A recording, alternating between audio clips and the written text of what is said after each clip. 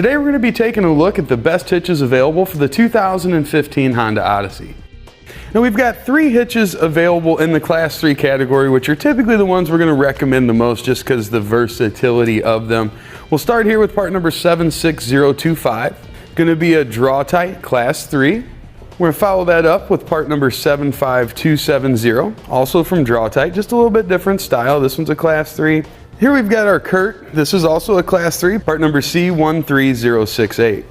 Now the biggest differentiating factor aesthetically with these hitches are going to be with the Draw-Tite design here on top. We're only going to see this portion from the rear of our vehicle. Then with the other style Draw-Tite and also with the Curt, this cross tube remains completely open and completely exposed all the way across the rear of the vehicle. Now with that being said, these hitches are a little bit easier to put on, so you might want to consider that if you've got a really basic tool set at home, or if you're not that mechanically inclined. The Draw-Tite and the Curt would allow you to get a hitch on your vehicle pretty simply and pretty quickly. The Draw-Tite that we have here is going to have improved ground clearance. It's going to get our hitch pinhole closer to the rear of the vehicle, but it is going to require a little more effort and a little more work to get it on your vehicle. I would definitely pick this one, aesthetically speaking, because it is a much cleaner looking hitch. And with that additional ground clearance, we don't have to worry about scraping or rubbing here in the back. This is also going to make it a little easier in selecting your ball mounts. If you do plan on towing smaller trailers and things, ball mount selection for these are going to be much easier. Now as far as how all the items that you would choose to use in these hitches are secured, they're all going to use a 5/8 diameter pinhole. On our Draw-Tites, it's going to be the larger hole located closest to the front of the vehicle. Our Curt, see, this is just a single pinhole. Now these are going to have plenty of room on each side no matter which you choose for whatever Class 3 type of accessory you want to use to hold your items in place, whether it's a pin and clip, anti-rattle bolt, locking hitch pin and clip. They're all going to work. There's plenty of room there. Now the only time on our Draw-Tite hitches we're ever going to use that smaller hole closer to the rear of the vehicle is with the J-pin stabilization system. Both of our Draw-Tites are going to offer a rounded reinforcement collar. We're going to go around the end of the receiver tube opening there, where the Curt does have one that's a little bit more flush and a little bit more squared off. For the 2 under bumper style, we're going to have the same style safety chain connection points. This is going to be a plate style with an oval shaped hole.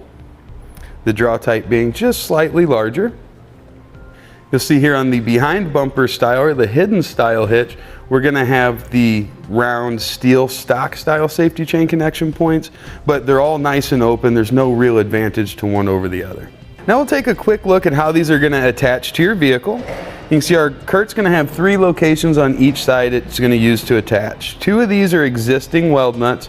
One of them is going to require you to fish in a set of hardware. When we go up to our Draw-Tite, all of these are going to use existing weld nuts in our frame, so we don't have to worry about fish wire. I would give the exposed tube installation advantage to the Draw-Tite.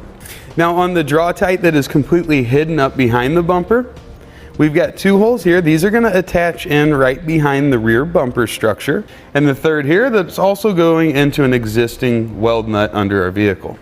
Now when it comes to weight capacities on our hitches, we've got a pretty good range of difference here.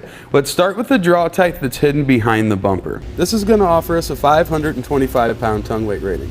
That's the maximum downward force that we can put here at the receiver tube opening. And it gives us a 3,500 pound gross trailer weight rating. That would be the total weight of our trailer and anything that we were to load up. Now this hitch is not rated for use with weight distribution, so if you need to use weight distribution with your trailer, you will want to eliminate this hitch. Once we go into our Draw-Tite, that's the exposed tube, its tongue weight rating is 675 pounds. Its gross trailer weight rating is 4,500 pounds. Once we go into weight distribution, since it is rated for that, our tongue weight's going to stay the same at 675 pounds.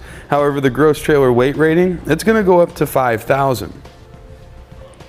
When we look at our Curt, this hitch offers a 350 pound tongue weight rating and a 3,500 pound gross trailer weight rating. It's also rated for weight distribution. If you go to weight distribution, we're going to go up to 500 pounds on the tongue weight rating and 5,000 pounds on the gross trailer weight rating.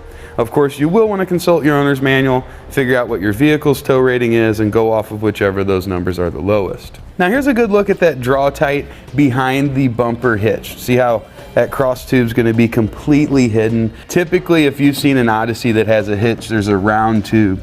It goes all the way across the back, and it really stands out. This hitch gives us a slightly higher ground clearance, kind of like we talked about, by about 1 inch. This is at about 13.5, somewhere in that range. Typically they're going to be somewhere around 12.5 to 13. So that can help us when we're going in and out of driveways and keep us from kind of scraping or maybe parking lots and things like that. Also, something I like about this hitch is from the center of the hitch pin hole to the outermost edge of the bumper, it's going to be about 1 inch closer to the rear. So that's going to help us with picking ball mounts, getting those to fit in without hitting the back of the bumper here, or with our cargo carriers and our bike racks to help get them out further away from the rear of the vehicle. We still do recommend using a raised shank if you're choosing your bike rack or your cargo carrier, just to help give you some additional clearance at the rear of that product. And that'll complete our look at the best hitches available for the Honda Odyssey. We hope we were helpful in answering a few of the questions you might have in the differences in hitches. Click the link below to shop, learn more, or visit us at eTrailer.com.